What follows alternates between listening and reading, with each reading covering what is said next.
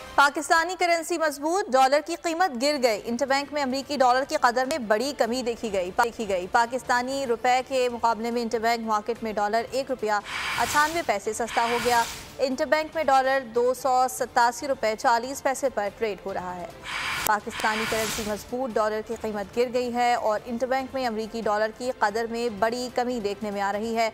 पाकिस्तानी रुपए के मुकाबले में इंटरबैंक मार्केट में डॉलर ₹1.98 सस्ता हो गया है।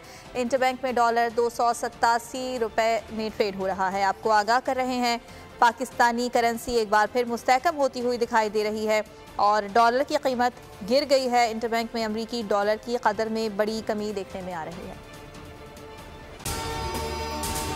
अगर आपको ये वीडियो पसंद आई तो लाइक पर क्लिक करें।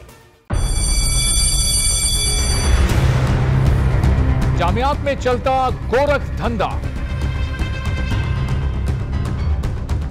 नौजवानों के मुस्तकबिल से खेलने वाली काली भेड़ों के आगे हुकूमत और इंतजामिया मुकम्मल बेबस। मुस्तकबिल के मेहमानों के तहफ्फुज के लिए बोल ने उठाई आवाज, सहाफती फराइज को निभाते हुए पहुंचाई हर खबर अवाम तक। बड़े स्कैंडल से जुड़े तमाम हकाइक रखे अवाम के सामने, क्योंकि बोल है पाकिस्तान का नंबर 1 न्यूज चैनल। सब्सक्राइब करें और बेल दबाएं ताकि कोई खबर रह न जाए।